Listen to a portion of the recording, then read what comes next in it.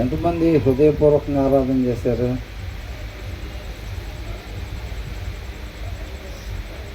ఇందాక పాడిన స్వరాలన్నీ లేపలేదేంటి చేతులు? అంటే మామూలుగా పాడారా? మరి హృదయపూర్వకంగా ఎంతమంది ఆరాధన చేశారంటే చేతులు ఎత్తట్లేదేంటి? ఏమో బ్రదర్, చేతులు ఎత్తితే ఒక గొడవ. మీరేదో డిసైడ్ అయ్యి వచ్చింటారు, అది చెప్పేసేయండి ఎందుకు అనుకుంటున్నారా? నిరంతరం నీతోనే ఉండాలని ఆశ కలిగి, ఆశ నన్ను ఇలాగా బ్రతికిస్తుందని అంటున్నాడు. అంతేనా? నిరంతరం దేవునితో పాటు ఉండాలనే ఆశే మనల్ని ఇలాగా బ్రతికిస్తుంది అనమాట. అంతే తప్ప ఈ లోకంలో ఉండే వాటి మీద ఏం కోరికలు లేవుగా. మనోడు పెళ్ళి కూడా చూడాలని, ఆ ఇల్లు ఒక్కటే కట్టేసి ఇస్తే పిల్లలకి అట్లాంటి ఆశలు ఏమి లేవా? ఇంకా లేవు కదా.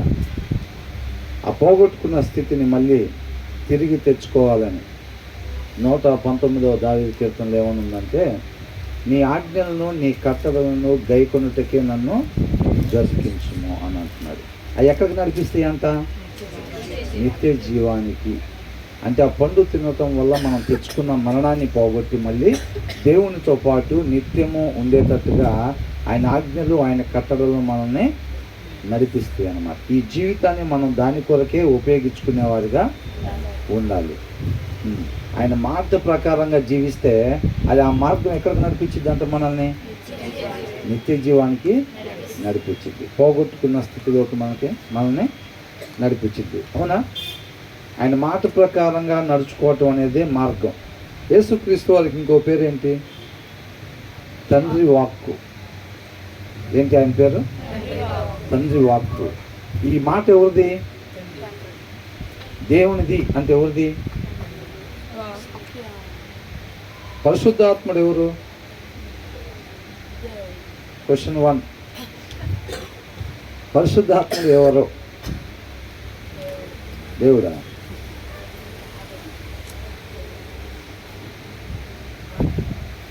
పరిశుద్ధాత్ముడు దేవుడైతే మరి తండ్రి ఏమవుతారు? పరిశుద్ధాత్ముడు ఎవరు?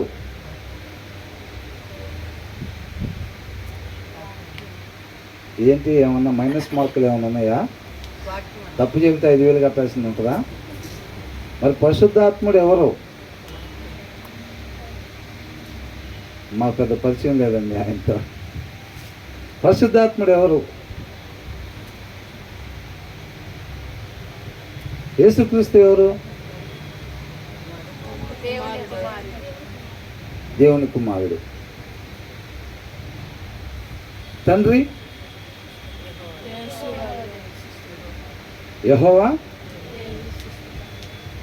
సృష్టికర్త యెహోవా దేవుడు. అవునా? యేసుక్రీస్తు వాళ్ళు రక్షణకర్త. తండ్రి, కుమారుడు రక్షణకర్త. యేసుక్రీస్తు ఎవరు?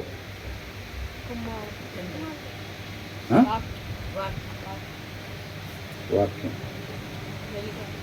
ఇప్పుడు ఈ తండ్రా లేకపోతే కుమారుడా, పరిశుద్ధాత్ముడా? పరిశుద్ధాత్ముడు దేవుడు అంటున్నాడు. మీరేమంటారు దాని గురించి? మీ అభిప్రాయం ఏంటి?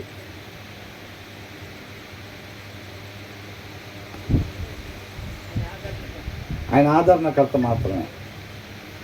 కొంత క్లూ వచ్చింటుంది జనాలకి. పరిశుద్ధాత్ముడు ఎవరు? మనం దండం పెట్టామంటే ఎవరికి పెట్టామో తెలియాలి కదా కనీసం. అవునా? పేర్లనైతే వాడుకుంటున్నాం కానీ పదాలను వాడుకుంటున్నాం. పరిశుద్ధాత్ముడు ఎవరు ఇంతకీ?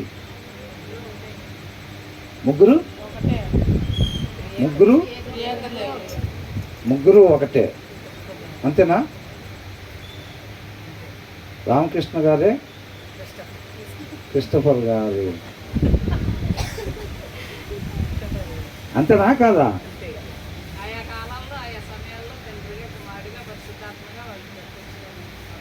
ప్రత్యక్షపరచబడ్డారు.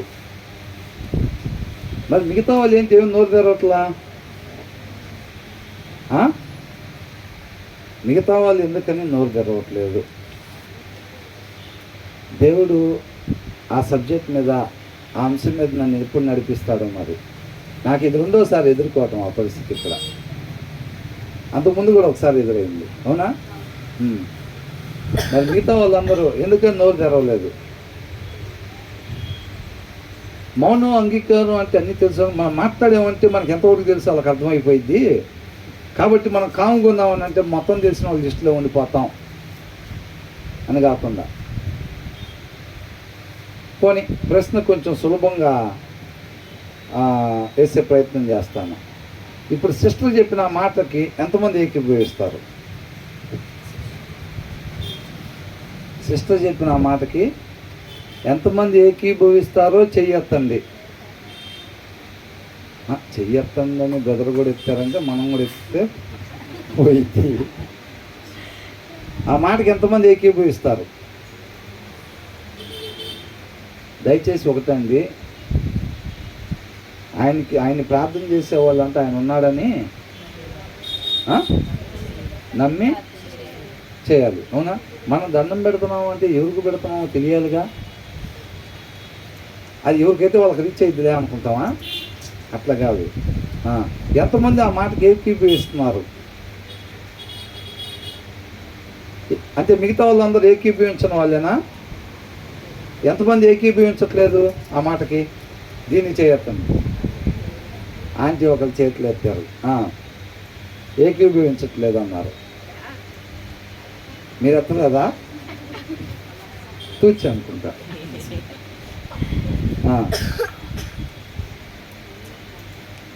సిస్టర్ ఏం చెప్పారు? ఇంకెవరన్నా ఒకసారి ఆ మాట చెప్పండి. ఆయా సమయాలలో ఆయా కాలములలో ప్రత్యక్షమయ్యే వాళ్ళే తండ్రి, కుమార, పరిశుద్ధాత్మ. అయితే ఒకసారి సిస్టర్ చెప్తే బాగుంటుంది అనుకుంటున్నాను. మళ్ళీ సిస్టర్ మీరే ఒకసారి చెప్పండి. మళ్ళీ ఆయా కాలాల్లో ఆయా సమయాల్లో తండ్రిగా, కుమారుడిగా, పరిశుద్ధాత్మగా ఆయన ప్రత్యక్షపరచబడ్డాడు. ఎలాగా? తండ్రే కుమారునిగా, కుమారుడే పరిశుద్ధాత్ముడిగా, అవునా? ఇప్పుడు క్లారిటీ వచ్చిందా? అందరూ క్లారిటీ వచ్చిందా రాలేదా? ఇప్పుడు ఇంకా నాకు క్లారిటీ రాలేదు బ్రదర్ అన్న వాళ్ళు చేస్తుంది. ఒకసారి మన చేతులు ఎత్తే సంఘం మంది ఈ సిస్టర్ చేయెత్తారు, ఆనంద్ బ్రో కూడా చేయెత్తారు. ఇంకా క్లారిటీ రాలేదని ఇట్లా అంటుంది. మరి ఎత్తినట్టు ఎత్తనట్టు నాకు తెలియదు. చేయెత్తావా ఎత్తలేదా? ఎత్తలేదంట, అంటే క్లారిటీతోటే ఉంది. వచ్చిన ప్రశ్న మరి మళ్ళీ, పరిశుద్ధాత్మ దేవుడా కాదా? ఏంటి ఇందాక పరిశుద్ధాత్మ ఎవరంటే దేవుడు అంటే దేవుడా? ఎంతమంది ఏకీభవిస్తారంటే ఏం మాట్లాడలేదు. మళ్ళీ పరిశుద్ధాత్ముడు ఇప్పుడు సిస్టర్ చెప్పిన దాంట్లో నుంచి తీసుకొని పరిశుద్ధాత్ముడు ఎవరంటే దేవుడే అని అనుకుంటున్నారు. మరి తండ్రి కుమారునిగా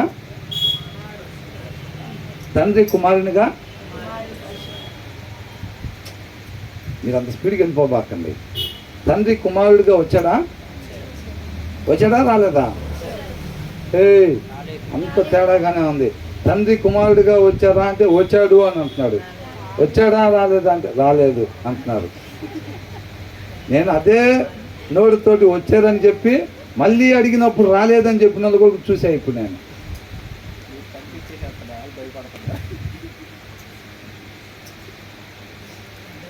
ఇప్పుడు సిస్టర్ చెప్పింది ఏంటి? పరిస్థితిని బట్టి తండ్రిగా ఉండాల్సినప్పుడు తండ్రిగా ఉన్నారు, తర్వాత కుమారునిగా రావాల్సి వచ్చినప్పుడు కుమారునిగా వచ్చారు, తర్వాత పరిశుద్ధాత్ముడిగా రావాల్సి వచ్చినప్పుడు పరిశుద్ధాత్ముడిగా వచ్చారు అన్నారు. అదే కదా సిస్టర్ అనింది? అదే కదా అయినింది, అవునా? మరి నేను అదే అంటున్నాను. మళ్ళీ రాలేదని అంటున్నారు. దాన్ని ఎంతమంది ఏకీభవిస్తున్నారంటే చేతులు ఎత్తుతున్నారు. తండ్రి కుమారుడిగా వచ్చాడు అని అంటే ఏమంటున్నారు? రాలేదంటున్నారా? వచ్చారంటున్నారా? నేను కాదు, మిమ్మల్ని కన్ఫ్యూజ్ చేస్తున్నారు. బ్రదర్ కొద్దిగా కన్ఫ్యూజ్ అయ్యారు, మీరే నన్ను కన్ఫ్యూజ్ చేస్తున్నారు, అవునా? ఇప్పుడు తండ్రి అవసరతను బట్టి కుమారుడిగా వచ్చాడు, తర్వాత పరిశుద్ధాత్ముడిగా వచ్చాడు పరిస్థితిని బట్టి అని ఎంతమంది ఏకీభవిస్తున్నారంటే చేతులు ఎత్తి, మళ్ళీ తండ్రి కుమారుడిగా వచ్చాడా అని అంటే రాలేదంటున్నారు. మరి అంటే ఏంటి దాని అర్థం? తండ్రి వేరు కుమారుడు, తండ్రి వేడు, కుమారుడు కుమారుడు వేరు. మరి ఇప్పుడు తండ్రి అవసరతను బట్టి పరిస్థితిని బట్టి కుమారుడిగా వచ్చాడంటే మరి చేతులు ఎంతమంది ఎత్తారు ఇందాక? మనకి క్లారిటీ ఉండాలి కదా, బేసిక్స్. ఇప్పుడు తండ్రి కుమారునిగా వచ్చినప్పుడు యేసుక్రీస్తు వారు ఈ భూమి మీద ఉన్నప్పుడు ఈయన ప్రార్థన చేసినప్పుడు ఎవరికి చేశాడు? ఇంకా తండ్రికి చేసి మరి తండ్రి కుమారుడికి వచ్చాడు కదా, తండ్రి కుమారుడిగా రావా. మరి ఇందాక చేతులు ఎత్తారు. మరి అదే నేనే కన్ఫ్యూజ్ చేశానా మీరే? తండ్రి తండ్రిగానే ఉన్నాడు, తండ్రి తండ్రిగానే ఉన్నారు. ఉన్నాడు. ఆ, తండ్రి దేవుడు, తండ్రి- కుమారుడు పంపించాడు, ఆయన కుమారుణ్ణి ఇచ్చాడు. వచ్చాడు. ఆ, తండ్రి తండ్రిగానే ఉన్నారు. మరి ఇందాక ఆ మాట చెప్పిన చేతులు ఎత్తిన దాంట్లో మీరు కూడా ఉన్నారుగా. మీరు ఎట్లా చెప్తున్నారు నాకేం అర్థం అవ్వదు. అట్లా ఇందాక ఇప్పుడు సిస్టర్ చెప్పారు, నేను చెప్పాను ఏమన్నా? కృష్ణ చెప్పింది అర్థమైంది కదా. అర్థమైంది కదా. అర్థమైనప్పుడు మీరు ఎంతమంది ఏకీభవిస్తున్నారంటే మీరు చేయెత్తారా లేదా? ఎత్తారు. ఎత్తినప్పుడు సిస్టర్ చెప్పింది ఏంటి? తండ్రి తండ్రిగా ఉండాల్సినప్పుడు ఉన్నారు, తర్వాత కుమారునిగా రావాల్సి వచ్చినప్పుడు కుమారుడిగా వచ్చారు, తర్వాత పరిశుద్ధాత్ముడిగా రావాల్సి వచ్చినప్పుడు పరిశుద్ధాత్ముడిగా వచ్చారు అని సిస్టర్ చెప్పారు క్లారిటీగా. దాంట్లో మీరు చెయ్యి ఎత్తారు ఏకీభవించి. ఇప్పుడు అడుగుతుంటే ఏమంటున్నారు? ఆ తండ్రి వేరు కుమారుడు వేరు, తండ్రి కుమారుడిగా రాలేదు అని చెప్తున్నారు. అలా చెప్పలేదు. మీరు విన్నారా లేదా? మీరు విన్నారా లేదా? ఆ? మీరు చెప్పరు కానీ మాకేమీ అర్థం కాదు. మీరు చెప్పరు మాకు తెలియదులే. కాదంటే మీరు ఇప్పుడు ఏం చెప్పారు? సరే మీరు ఫైనల్గా ఒక మాట చెప్పండి. ఫైనల్గా ఒక మాట చెప్పండి. ఏం చెప్పమంటారు? నేను చెప్పమన్నది కాదు, మీకు ఏమనుకుంటున్నారు మీరు? తండ్రి తండ్రి, తండ్రి తండ్రి తండ్రి కుమారుడు పంపించాడు. తండ్రి కుమారుని పంపించాడు. తర్వాత పరిశుద్ధాత్ముడు మళ్ళీ ఆయన పని ఆయన పని కొరకు ఆయన వచ్చాడు, ఆయన పంపబడ్డాడు. తండ్రి ద్వారా పంపబడ్డాడు.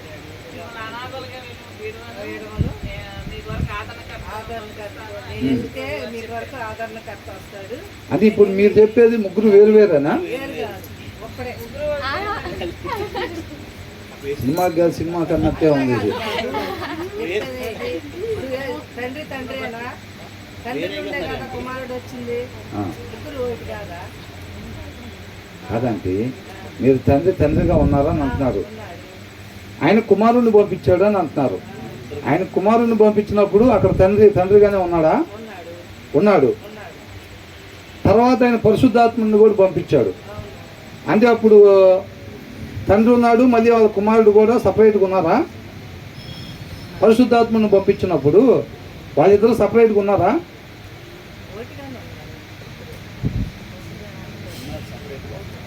ఉన్నాడు. ఒకటిగా కాదండి. ఇప్పుడు పరిశుద్ధాత్ముడిని పంపించినప్పుడు తండ్రి కుమారుడు ఇద్దరు ఉన్నారా వేరువేరుగా అంటున్నా? నాలుగానే ఉన్నారా అని అడిగేది. ఉన్నాడు. వేరుగా ఉన్నారు. అంటే తండ్రి వేరు, కుమారుడు వేరు, పరిశుద్ధాత్మ పరిశుద్ధాత్ముడు ముగ్గురు వేరు.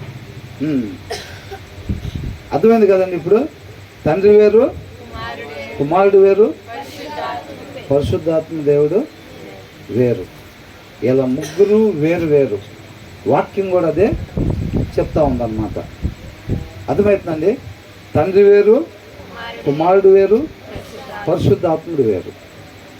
తండ్రి ఉండేవాడు, ఆ తండ్రితో పాటు కుమారుడు ఉండేవాడు, ఆయన రొమ్మును అనుకుని ఉండేవాడు. అవునా? ఈ మాట ఎవరిది? దేవునికి. సింపుల్గా చెప్పేసామంటే అయిపోయింది. ఆ ముగ్గురు ఎవరు కావాలో మీరే సెలెక్ట్ చేసుకుంటారు. ఇది ఎవరి మాట? తండ్రి మాట. అవునా? తండ్రి మాట. ఇది వాక్యం. దీనికి ఇంకో పేరు ఉంది. ఏంటి? తండ్రి మాటే. దీని పేరు ఇంకొకటి ఏంటి? తండ్రి మాటకు ఒక పేరు ఉంది, వాక్యం. ఆ వాక్యానికి ఇంకో పేరు ఉంది, ఏంటంట? సత్యవాక్యం. అస్సలు ఏ మాత్రం దొరకకుండా చుట్టూ తిప్పుతున్నారు కదా నన్ను, దాని చుట్టూ తిప్పుతున్నారు, మధ్యలో మాత్రం పట్టుకోవటానికి లేదు. వాక్యమే దేవుడై ఉన్నాడా?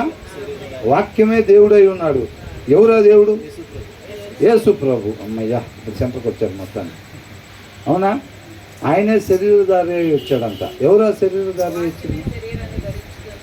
వాక్యమే శరీరాన్ని ధరించుకుని. ఎవరైనా? యేసుక్రీస్తు వారు. అవును కదా? యేసుక్రీస్తు వారికి ఉన్న ఇంకొక పేరు ఏంటి అంటే తండ్రి వాక్కు అని. ఈ మాట తండ్రి మాట అన్నమాట. తండ్రి మాటని ఆయన కుమారుడు ద్వారా మనతో మాట్లాడుతున్నాడు. అంత్య దినాల్లో ఒకప్పుడు ప్రవక్తల ద్వారా దేవుడు మాట్లాడినవాడు, ఇవాళ ఎవరి ద్వారా మాట్లాడుతున్నాడు? ఆయన కుమారుడు ద్వారా మాట్లాడుతూ ఉన్నాడు. అవునా? కాబట్టి వాక్యానికే యేసుక్రీస్తు వాక్యమై ఉన్న దేవుడు. అవును కదండి? తండ్రి మాట ఇది. ఇంకోటి ఏంటంటే తండ్రి వేరు, కుమారుడు వేరు, పరిశుద్ధాత్ముడు వేరు. తండ్రి కుమారుడిగా రాలేదు, తండ్రి పరిశుద్ధాత్ముడుగా రాలేదు. అట్లా రాలేదు. తండ్రి తండ్రిగానే ఉన్నాడు. ఎప్పుడైతే మనిషి పాపం చేశాడో, నరుడు పాపం చేశాడో, ఆజ్ఞ అతిక్రమించి తినొద్దు అన్న పండుని తిని పాపం చేసి మరణాన్ని తెచ్చుకున్న తర్వాత ఆ మరణంలో నుంచి ఎలాగా బయటపడాలి తెలియక, ఎవరు కూడా తనను తాను విమోచించుకోలేక, తన తోటి సహోదరుని విమోచింపలేక, అర్థమవుతుందండి? దిక్కుతోచని పరిస్థితుల్లో ఉన్నప్పుడు, ఆ మరణం నుంచి ఎలా బయటపడాలో తెలియని స్థితిలో ఉన్నప్పుడు తండ్రి మనల్ని ప్రేమించి ఆ మార్గాన్ని చూపించటం కోసం కుమారుణ్ణి పంపించాడు. అర్థమవుతుందండి? కుమారుణ్ణి పంపించాడు. ఆ పాపపు స్థితిలోంచి మనిషిగా ఎందుకు జన్మించాల్సి వచ్చిందంటే మనం అందరం మనుషులు ఉన్నాం. ఈ పాపం చేసిన స్థితిలో నుంచి పాపం చెయ్యకు ముందున్న స్థితిలోకి వెళ్ళాలి. మళ్ళీ దేవునితో పాటు యుగ యుగాలు ఉండాలి. ఆ స్థితిలోకి వెళ్ళాలి అని అంటే మనకు మార్గం తెలియని పరిస్థితుల్లో ఉన్నాం. మనకి ఆయన కుమారుణ్ణి పంపించి మార్గాన్ని చూపించాడు అన్నమాట.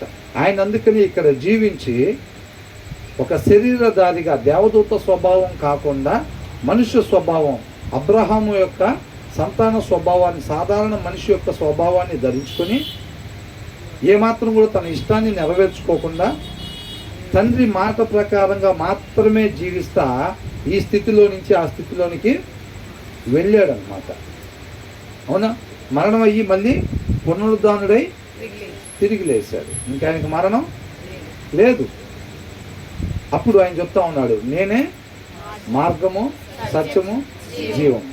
నన్ను నమ్మి నేను ఏ రీతిగా అయితే వచ్చానో, నేను మీలాంటి సాధారణ మనిషిగా జన్మించి నా ఇష్టాన్ని నెరవేర్చుకోకుండా, ఒకప్పుడు ఆయన చిత్తాన్ని తీసి పక్కన పెట్టేవారు, మీ ఇష్టాన్ని నెరవేర్చుకున్నారు. ఆయన పండు తినొద్దు అంటే పండి తిన్నారు. ఆయన చిత్తాన్ని తీసి పక్కన పెట్టి మీ ఇష్టాన్ని నెరవేర్చుకోవటం వల్ల ఏమొచ్చింది? మరణం వచ్చింది. అవునా?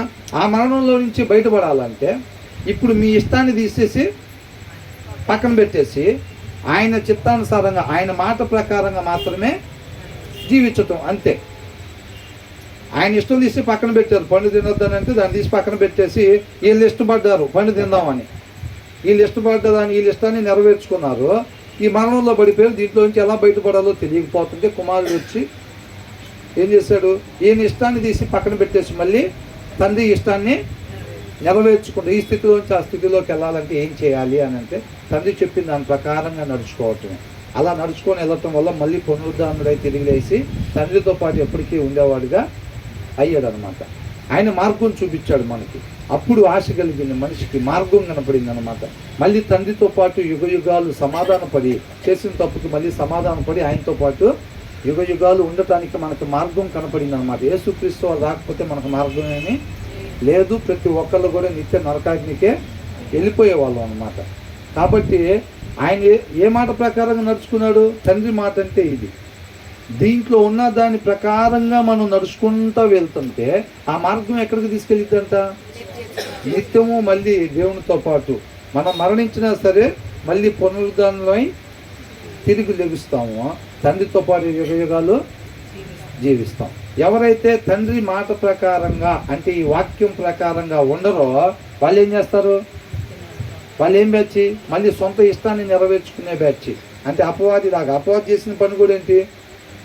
దేవుని ఇష్టం నెరవేర్చకుండా తన ఇష్టాన్ని నెరవేర్చుకున్నాడు.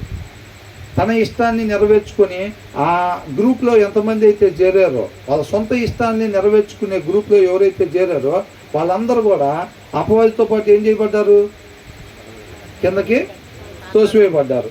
ఇప్పుడు కూడా అపవాది కోసం నిత్య నరకాగ్ని సిద్ధపాటు అయి ఉంది. అవునా?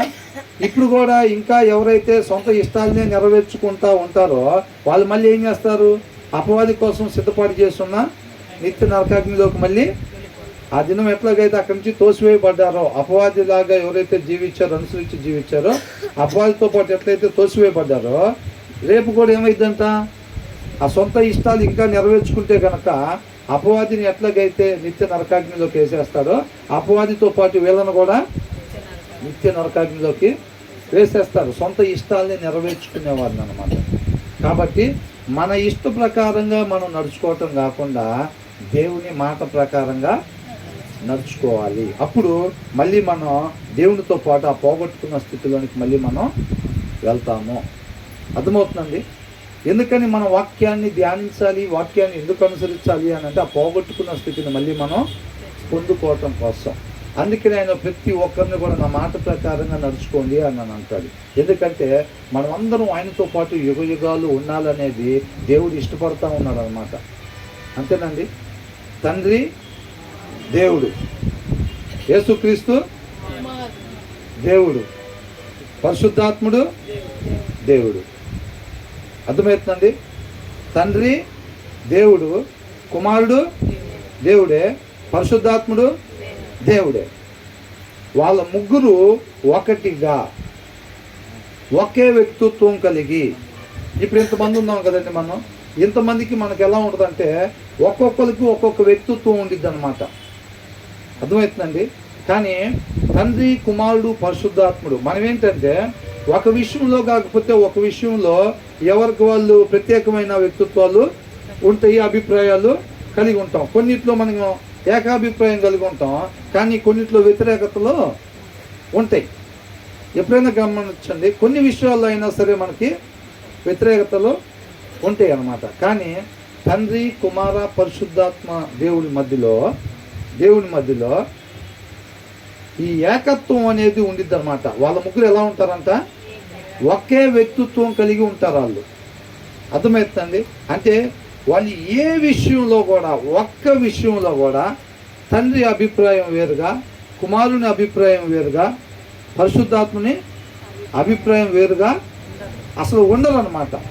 వాళ్ళు ఏ విషయం, ఎలాంటి పరిస్థితి, ఎలాంటి సమయంలో అయినా సరే వాళ్ళ ముగ్గురు ఒకే వ్యక్తిత్వాన్ని కలిగి ఉంటారు అనమాట. వాళ్ళ మధ్యలో అసలు డిస్ప్యూట్ అన్న మాట ఉండదు ఎప్పుడు కూడా. ఒకటే అభిప్రాయం. ఆ దినాల్లో అపోస్తులు ఎట్లయితే ఏకభావము, ఏక మనస్సు కలిగి వాళ్ళు ఉన్నారో వాళ్ళకి ఎక్కడి నుంచి వచ్చింది అదంటే ఈ త్రిత్వంలో నుంచే వాళ్ళకు వచ్చింది. అర్థమవుతుందండి?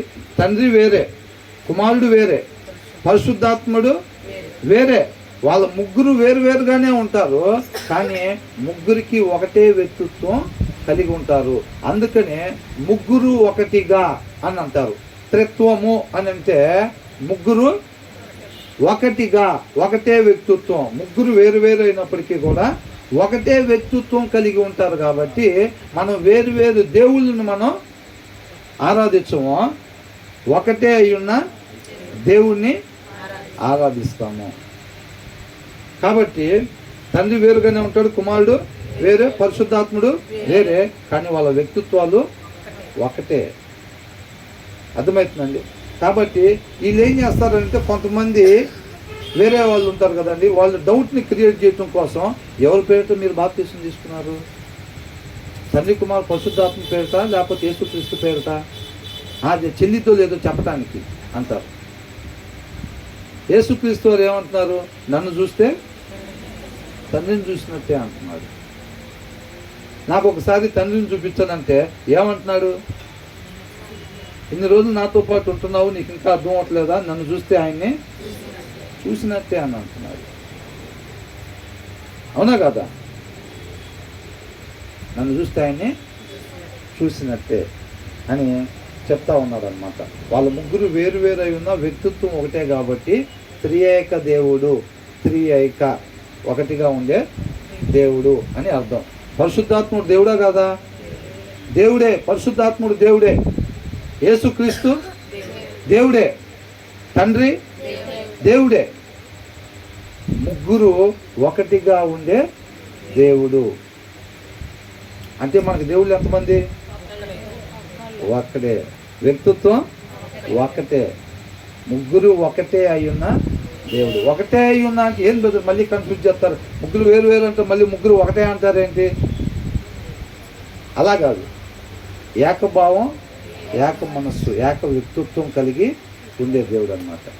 తండ్రి కుమారుని పంపించినప్పుడు తండ్రి అక్కడే ఉన్నాడు. అర్థమవుతుందండి? తండ్రి అక్కడే ఉన్నాడు కాబట్టి కుమారుడు తండ్రి నా ఆత్మ నీ చేతికి అప్పగిస్తున్నాను అంటున్నాడు.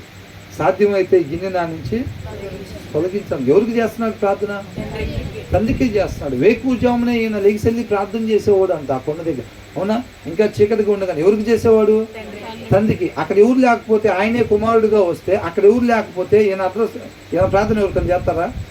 ఆయనే కుమారుడుగా వస్తే ఈయన ప్రార్థన చేయాల్సిన అవసరం ఏం లేదు. అవునా? ఈయనే తండ్రి కాబట్టి. కానీ యేసుక్రీస్తు వారు ప్రార్థన చేశారా లేదా? అవునా? మరి ఇప్పుడు 5 రొట్టెలు 2 చేపలను కూడా పైకెత్తి దీన్ని ఆశీర్వదించమని చెప్పి తండ్రికి ప్రార్థన చేస్తున్నాడు కదా. ఇక్కడున్న ప్రతి క్షణం యేసుక్రీస్తు సాధారణ వ్యక్తిగా ఉన్న ప్రతి క్షణం ఆ బలాన్ని, ఆ శక్తిని పొందుకుంటుంది. మొత్తం తండ్రి దగ్గర నుంచి ఆ శక్తిని పొందుకుంటా ఉన్నాడు అనమాట. అర్థమవుతుందండి? నేను వెళ్ళటం మీకు మంచిది, నేను వెళ్తే ఆదరణకర్త వస్తాడు. ఇప్పుడు మనతో పాటు పరిశుద్ధాత్మ దేవుడు ఉన్నాడా లేదా? ఉన్నాడా? ఉన్నాడు. ఇప్పుడు పరిశుద్ధాత్మ దేవుడు ఇక్కడ ఉన్నాడు. పైన తండ్రి కుమారుడు ఇద్దరు ఉన్నారా లేదా? ఉన్నారా లేదా? ఉన్నారు. కుమారుడు ఎక్కడున్నారు? యేసుక్రీస్తు ఎక్కడున్నారు? తండ్రి కుడిపార్శ్వన ఉన్నాడు. అర్థమవుతుందండి? తండ్రి చక్కగా ఉన్నాడు. ఆయన కుడిపార్శ్వన కుమారుడు మన కోసం విజ్ఞాపనని చేస్తూ ఉన్నాడు. మనతో పాటు పరిశుద్ధాత్మ దేవుడు ఉన్నాడు. అవునా? ముగ్గురు వేరువేరుగానే ఉన్నారు కానీ ఒకటే వ్యక్తిత్వం కలిగి ఉంటారన్నమాట. అర్థమవుతుందండి? క్లారిటీ. మీరు అట్లా తెల్ల మొక్కలు చేసుకోకూడదు. మనం ప్రశ్నలు వేయగానే గబిక్మని అంటే మనకు అది ఆ విషయం తెలియాలి. ముగ్గురు వేరు కానీ ఒకటే వ్యక్తిత్వం కలిగి ఉండే దేవుడు. అర్థమవుతుందండి? ఆయన్నే మనం ఆరాధిస్తుంది. ఇప్పుడు వాళ్ళకలాగా ఇప్పుడు వాళ్ళు ఏమంటారు? పేర్లు చెప్పామనుకోండి, ఇప్పుడు ఆ 2 తలుపులు బలగొట్టుకొని లోపలికి వచ్చేస్తారు. కాబట్టి మనకి ఇది ఉంది కదా సిస్టమ్. మన ఇప్పుడు ఏం చేద్దాం? ఇప్పుడు ఆయనే పరిస్థితిని బట్టి ఏంటంట, ఆయనే పరిస్థితిని బట్టి కృష్ణుడిగా వస్తాడు. తర్వాత అవసరమైనప్పుడు ఆయనే ఇంకొక వేషం వేసుకొని వస్తాడు. తర్వాత అవసరమైనప్పుడు ఆయనే ఇంకొక వేషం వేసుకొని వస్తాడని చెప్పి అది రాస్తున్నారు. అట్లాగా అర్థమవుతుందండి? కానీ మనకు అట్లాగా అవసరమైనప్పుడు వేషాలు వేసే పరిస్థితి మంది కాదు.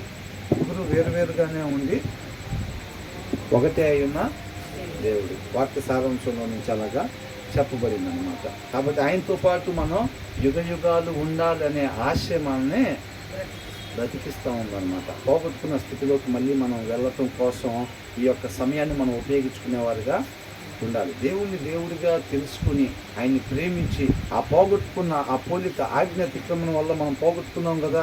ఆయన పోలిక, ఆయన స్వరూపం మనం పోగొట్టుకున్నాం. చక్కగా వాక్యం ద్వారా మళ్ళీ మనల్ని కలుగుతా ఆయన పోలికలోకి, ఆయన స్వరూపంలోకి మార్చి తండ్రి ముందర మనకి ఉంచుతాడనమాట. తండ్రికి మనల్ని ఎట్లాగా అప్పగిస్తారంటే యేసుక్రీస్తు వారు రాజులైన యాజక సమూహంగా తండ్రికి అప్పగిస్తాడంట. అవునా? ఒక చిన్న కీర్తన మనం చెప్పుకొని ముగించుకున్నాం. 121. కొండల తట్టు నా కన్నులు ఎత్తుచున్నాను, కొండల తట్టు నా కన్నులు ఎత్తుచున్నాను. నాకు సహాయము ఎక్కడ నుండి వచ్చును? నాకు సహాయము ఎక్కడ నుండి వచ్చును? యెహోవా వలనే నాకు సహాయము కలుగును. అంటే ఇప్పుడు మనం కొండల తట్టు మన కన్నులు ఎత్తచ్చా ఎత్తకూడదా? కొండల తట్టు సహాయం కోసం మన కన్నులు ఎత్తొచ్చా ఎత్తకూడదా? ఎత్తొచ్చు. అంతేనా? అది నేను మొన్న ఇక్కడ సిస్టర్ కూడా ప్రేయర్ చేస్తుంటే విన్నా. సహాయం కోసం నేను నీ కొండల తట్టు నా కన్నులు ఎత్తుచున్నాను అయ్యా, నాకు సహాయాన్ని దయచేయమని ప్రార్థన చేశారు. అంటే ఈ వచనాన్ని ఎలా తీసుకుంటున్నారు అంటే ఇప్పుడు ఎత్తొచ్చు అని అంటున్నారు చూసారా, అలాగనే తీసుకున్నారు. కొండల తట్టు నా కన్నులు ఎత్తుచున్నాను, నాకు సహాయము ఎక్కడి నుంచి వచ్చును అని అంటున్నాడు. అది ఎక్కడి నుంచి వచ్చును అంటే వచ్చిద్దనా రాదనా? డిమార్ట్ మూసేసిన తర్వాత నేను వెళ్ళాను, నాకు సరుకులు ఎలా దొరుకుతాయి అని అంటే దొరుకుతాయనా దొరకవనా? దొరకవు అని ఇక్కడ అదే చెప్తా ఉన్నాడు. ఇది యాత్ర కీర్తన అనమాట. మనం ఇంతకు ముందు చెప్పుకున్న ఏం కీర్తనలో దావీదు కీర్తన అంట. అమ్మా శాల్వాలను బొక్కిలు రెడీ తీసుకెళ్ళి ఎందుకు వచ్చిన గొడవ? తండ్రి కుమార్ పరిశుద్ధాత్మ గురించి సబ్జెక్ట్ నడుస్తుంది కాబట్టి ఏది అడిగినా దేవుడు అని అంటే అయిపోయింది. అందులో నుంచి ఎవరు కావాలో వాళ్ళే పిసి చేసుకుంటారు. అవునా? ఈ కీర్తన ఇంతకుముందు మనం ధ్యానించుకున్న కీర్తనలు దేని గురించి అంటే దావీదు కీర్తనలు అంటున్నారు.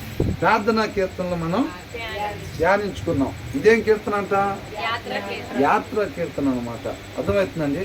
కొండల తట్టు అంట నా కన్నులు ఎత్తుతున్నా, నాకు సహాయం ఎక్కడి నుండి వచ్చును అని అంటే కొండల తట్టు మన కన్నులు ఎత్తకూడదు అని అర్థం. ఎత్తొచ్చు అనేది కాదు, కొండల తట్టున మన కన్నులు ఎత్తకూడదు అనేది అర్థం అనమాట. కొంతమంది ఏమనుకుంటారంటే ఇక్కడ ధనం సమృద్ధిగా ఉండేవాళ్ళు, వాళ్ళ చుట్టాలలో ఎవరైనా కొంచెం బాగుండే వాళ్ళతో రిలేషన్ మెయింటైన్ చేసుకుంటా ఏదైనా ప్రాబ్లం రాగానే ఎవరి వైపు? బాబాయ్కి ఫోన్ కొట్టు, బాబాయ్ అన్నాడు ఏదైనా చూసుకుంటారు కానీరా అని అనుకుంటారు. అవునా?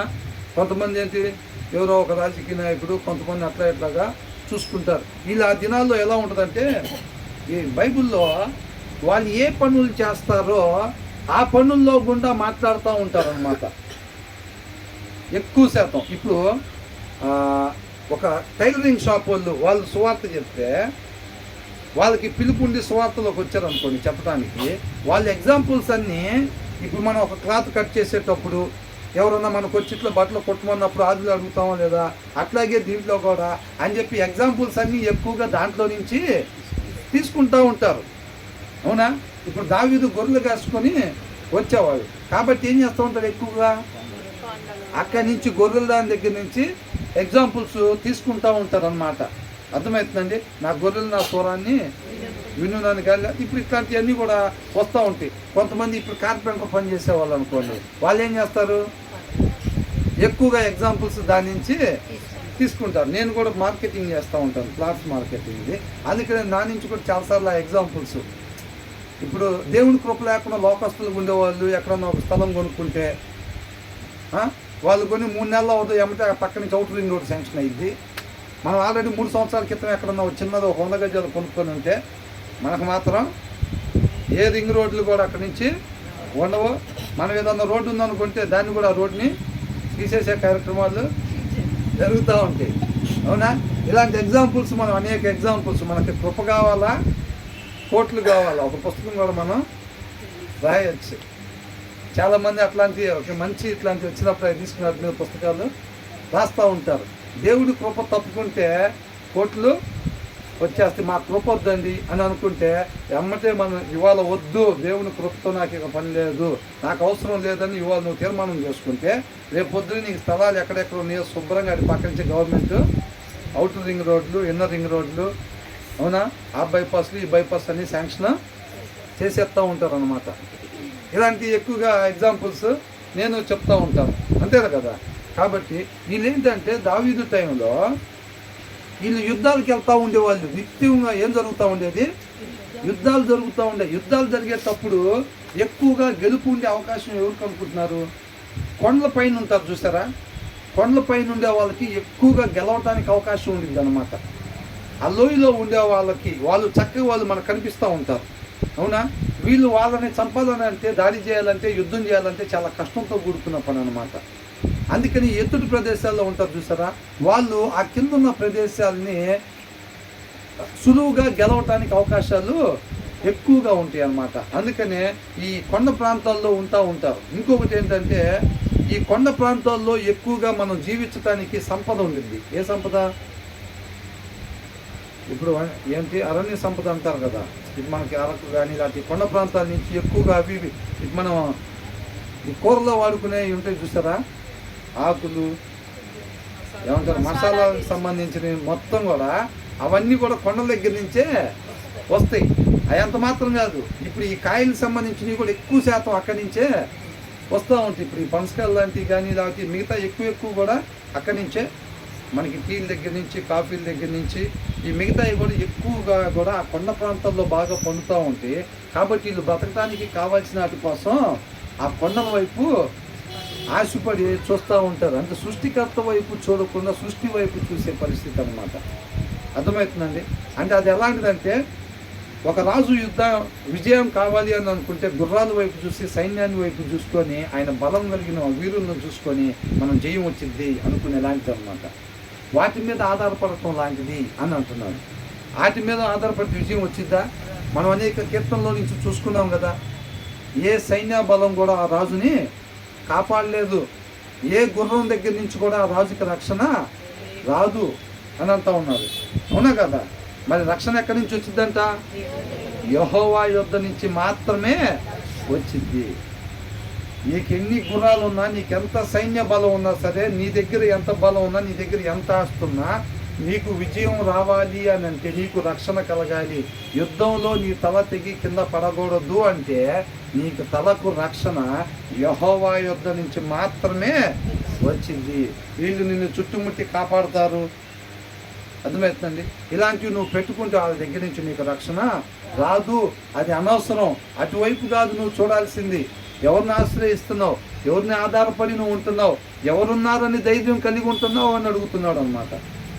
అర్థమవుతుందండి? అవునా?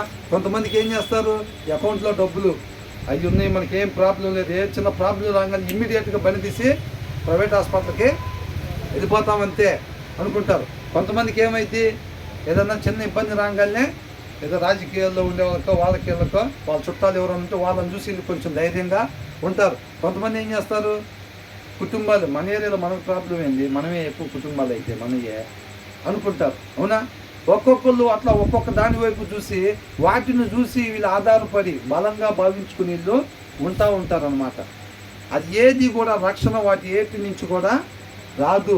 నాకేముంది, ఆరోగ్యంగానే ఉన్నాను, ఖచ్చితంగా ఇంకొక 40 ఏళ్ళు అయితే మాత్రం ఉంటాను, ఇవాళ బాగానే ఉంది, ఏ ప్రాబ్లం లేదు. ఏ ప్రాబ్లం లేనప్పుడు కొంతమంది ఎట్లా అనుకుంటారంటే, నేనంతా ఆరోగ్యంగానే ఉన్నా, నాకేం ప్రాబ్లం లేదు, నేనంతా చెత్త ఫుడ్ అయ్యి నేనేం తినను కాబట్టి ఇంకొక 40 ఏళ్ళు ఖచ్చితంగా ఉంటాను, కాబట్టి పిల్లలకి ఎట్లాగైనా సరే మంచి లైఫ్ని సెట్ చేయొచ్చని కొంతమంది ఆలోచనలు కలిగి ఉంటారనమాట. అదంతా కూడా ఉట్టి భ్రమ లాంటిదే. అవునా? మనకు భ్రమ అంటే తెలుసు కదా. ఇప్పుడు ఆకాని ఎట్లయితే ఆ బంగారం దాచుకుంటే ఎవరికి తెలియదు, తర్వాత అమ్ముకొని సెటిల్ అయిపోవచ్చు. అవునా? బిలాం కూడా ఎట్లాగైతే ఇది తీసుకుని అబ్బా ఇంకా గొప్ప ఏది కావాలంటే అది ఇస్తానంత లైఫ్లో సెటిల్ అయిపోవచ్చు. ఇలాగే ఎట్లయితే అనుకున్నారో గెహాజీ కూడా అంతే అనుకున్నాడు కదా, అవి తీసుకుని వస్త్రాలు తీసి దాచిపెట్టుకుంటే తర్వాత సెటిల్ అయిపోవచ్చు. అదంతా భ్రమ అన్నమాట. వీళ్ళందరూ సెటిల్ అయ్యారు, అట్లాగే సెటిల్ కాల. ఈ వాక్యం అనే లైన్లో నుంచి పక్కకు పోయే వాళ్ళు కూడా ఆ భ్రమ కలిగే పక్కకు పోతారు అనమాట. వీళ్ళు ఎప్పుడైతే అడుగు బయట వేయగానే వాళ్ళు ఏదైతే అయ్యిద్దని అనుకున్నారో అదంతా ఎండమావుల్లాగా అయిపోయింది. అదేం అవ్వదు. అది ఏమీ జరగకుండా దేవుడే మనకు ఎదురుగా నిలబడతాడు అనమాట. కాకపోతే ఇలా వాక్యంలో నుంచి బయట అడిగి ఎందుకు పెడతారు అని అంటే, దాన్ని పొందుకుంటాం, ఇలా వచ్చింది మనకి, అబద్ధం ఆడితే మనకి ప్రాబ్లం ఉండదు అని ఆ పరిస్థితిని చూసి వాళ్ళకి ఆ భ్రమ కలిగిద్ది అనమాట. వాళ్ళు ఎప్పుడైతే అబద్ధం ఆడంగానే ఏదైతే వాళ్ళు సమాధానం పడిపోయిందని అనుకున్నారో ఆ సమాధానం పడటం కాకుండా అక్కడ ఎమ్మటే అగ్గి రాజుకున్నట్టుగా తయారైపోయి పరిస్థితి భయంకరంగా అయిపోయింది అనమాట. అర్థమైందండి? ఎందుకని మనం ఎప్పుడైతే వాక్యాన్ని మీరేమో పరిస్థితి చూస్తే అబద్ధం ఆడితే మొత్తం సాల్వ్ అయిపోయేటట్టుగా ఉంది, సమాధానం పడేటట్టుగా ఉంది. కానీ వాక్యం ఏమనుంది, అబద్ధము ఆడొద్దు అని ఉంది. కానీ పరిస్థితి ఏమో నిజం చెప్తే గొడవ అయ్యేటట్టుగా ఉంది. అక్కడ మనం ఏం చేస్తాం, అక్కడ పరిస్థితిని చూసి వాక్యం వైపు చూడకుండా, ఆత్మను అనుసరించకుండా పరిస్థితిని చూసి లోకం వైపు చూసి అబద్ధం ఆడేస్తాం, సమాధానం పడిద్ది. ఇక్కడ నిజం చెబితే మాత్రం గొడవ ఏదట్టుకుంది అనుకుని సమాధానం కోసం మనం అబద్ధం చెబుతాం. అబద్ధం చెప్పగానే అప్పుడే స్టార్ట్ అయింది అక్కడ పెద్ద గొడవ. అర్థమైందండి?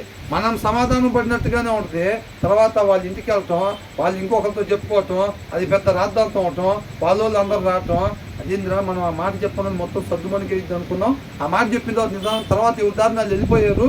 ఇప్పుడు చూస్తే ఇందాక ఇద్దరు పోయి 20 మంది వచ్చారంట ఇప్పుడు వాళ్ళు అనేటట్టుగా తయారైపోయింది అనమాట. ఎందుకని ఆ కార్యం ఎందుకు జరిగింది? నువ్వు ఎప్పుడైతే వాక్యాన్ని మీరావో నీకు అది ఒక పరీక్ష లాంటిది అనమాట. నీ ఎదురు ఆ పరిస్థితి ఉండటం ఒక పరీక్ష, ఒక శోధన. దాన్ని మనం జయించినప్పుడే సువర్ణంలాగా మారుతాం. జయించాలంటే ఎట్లాగా? ఆయన మాట ప్రకారం పరిస్థితి ఎలాగున్నా సరే మన వాక్యాన్ని అనుసరించే వాళ్ళు ఉండాలి. మనం ఎప్పుడు కూడా ఏ విశ్వాసి కూడా పరిస్థితి వైపు మనం చూసేవారుగా ఎప్పుడు కూడా మనం ఉండకూడదు. మన జీవిత విధానం ఒకటే కావాలి. పరిస్థితి ఏదైనా ఉండని న్యాయం, ధర్మం, వాక్యంలో ఏదైతే ఉందో దాని ప్రకారంగా మాత్రమే మనం వెళ్ళాలి. పరిస్థితి భయంకరంగా ఉంది మన ముందు, కాకపోతే వాక్యంలోనేమో ఇలాగుంది, మనం అది చెబితేనేమో ఇక్కడ పెద్ద గొడవ, ఈ మంట పెద్దదయ్యేటట్టుగా ఉంది అని అనిపించింది. మనం నమ్మి విశ్వసించాలి. లేదు, వాక్యంలో ఉన్నదే నేను అక్కడ పలకాలి, వాక్యంలో ఉన్న దాని ప్రకారంగానే నేను అక్కడ నడుచుకోవాలి. అది ఖచ్చితంగా సర్దుమణిగిద్ది. ఎప్పుడైతే నా నోట వాక్యంలో ఉన్నదే నేను పలుకుతానో మొత్తం కూడా సమాధాన పడిద్ది అని నేను నమ్మి విశ్వసించాలన్నమాట. అది మన జీవిత విధానం కావాలి, అది అలవాటు చేసుకోవాలి. విశ్వాస జీవితంలో కావాల్సింది అది. అర్థమవుతుందండి? ఎంతమందికి అర్థమైంది?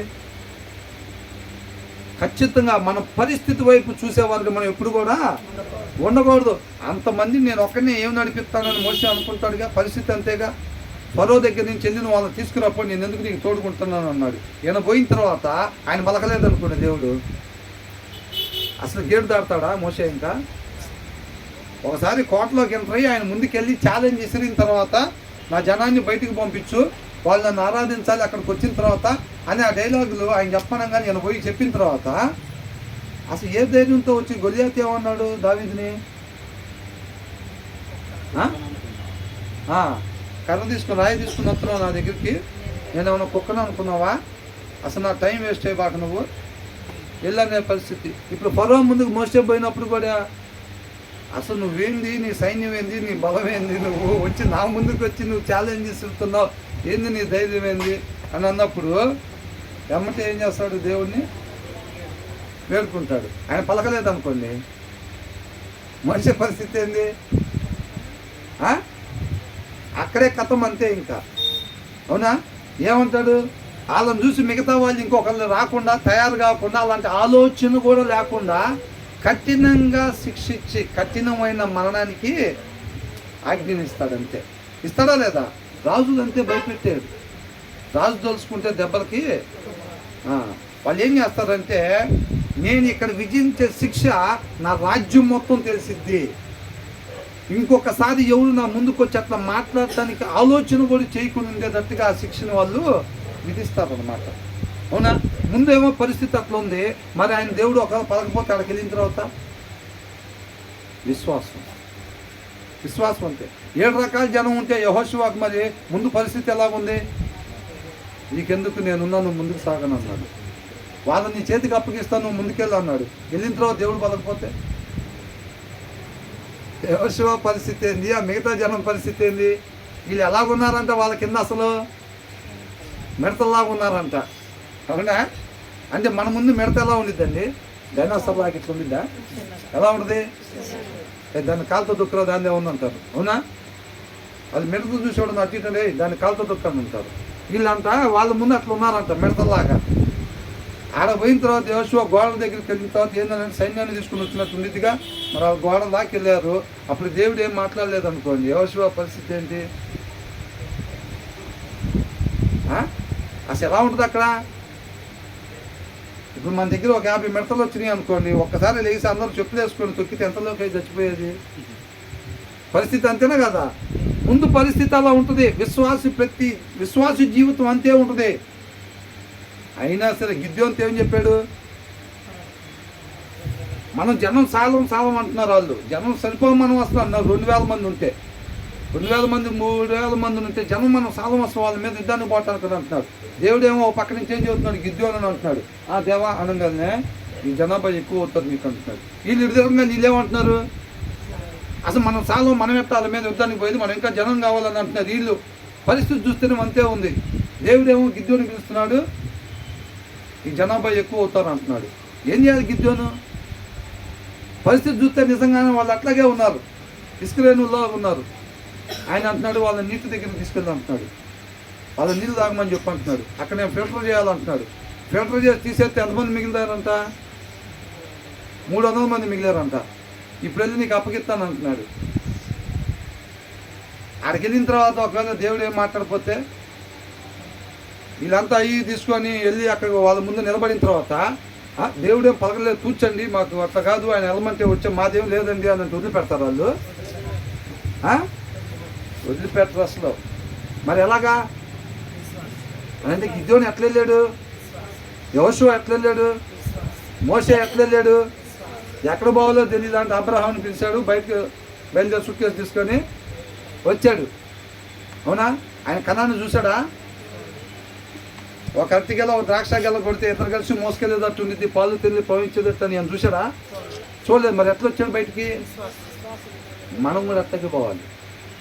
ఒక విశ్వాసి జీవితంలో ప్రతి క్షణం అంతే. ఈ లోక సంబంధమైన కన్నులు మనకి మూయబడాలి, ఆత్మ సంబంధమైన కన్నులు మనకి తెరవబడాలి. వాళ్ళందరూ అలా ఉండబట్టే నిదానంగా ఆ పునాదులు కలిగిన పట్టణం వైపు చూశారు. వాళ్ళు ఈ లోకంలో ఉన్నా సరే ఈ లోక మాలిన్యం వాళ్ళకి అంటకుండా చూసుకున్నారు. డబ్బులు దాచుకోవటం అబ్రాహాంకి తెలీదా? ఆ మిగతా వాళ్ళందరూ దాచుకుంటుంటే మరి ఎట్లా డబ్బులు దాచుకోకుండా అందరికీ సహాయం చేసి వాళ్ళందరికీ ఆతిథ్యాన్ని ఇచ్చి గొర్రెల మేకల్లో తేపకోట తీసుకుని వెళ్ళి కట్ చేసి ఆలకెళ్ళకి భోజనాలు పెడుతుంటే బెదర్లాగా ఎంతకాలం ఉంటుంది ఆస్తి? బెదర్ ఎంతకాలానికి కట్టాలంటారు ఇల్లు? నాకు తెలిసి ఈ కాలనీలో గొర్రెలు ఒక్కళ్ళే ఉంటుంది అనుకుంటున్నాను, కట్టకుండా ఇంకా. కానీ ఒకవేళ ఈ కాలనీ నుంచి దేవుడు ఒక్కరినే సెలెక్ట్ చేసుకుంటే రేపు నిత్య జీవంలో ఇల్లు అది ఎవరికి ఉండొచ్చు? మరి అంతేనా కాదా? మరి లోకానికి ఆత్మీయతకి రెండు విరోధంగా ఉంటాయి. రెండు ఏదో స్టోరీ చెప్తారు కదా, ఏమని, రేపు ఈ ఊర్లో నుంచి ధనవంతుడు చచ్చిపోతాడని అంటే చెప్పగానే అంట అబ్రహాం ఉన్న ఊర్లో నుంచి ఆ మిగతా ధనవంతుడు అంట మొత్తం ఒక ఆయన మొత్తం క్యాలిక్యులేట్ చేసుకుంటే అందరికీ నేనే ధనవంతుడు అంట ఒక ఆయన. అమ్మా ఇంకేముంది, ఆయన దేవుడు ప్రవక్తగా ఉన్నాడు, ఈ ఊర్లో నుంచి ఒక మంచి ధనవంతుడు రేపు ఈ టైంకి అది వెళ్ళిపోతాడు అంటే అందరి దగ్గర క్యాలిక్యులేట్ చేస్తే అందరికన్నా ఆస్తి ఈయనకాడే ఎక్కువ ఉందంట. ఇక అయిపోయిందిరా, నేనే ఇంకెవరో కాదు, నా గురించే చెప్పి నా ప్రవక్తను అనుకున్నాను అంట.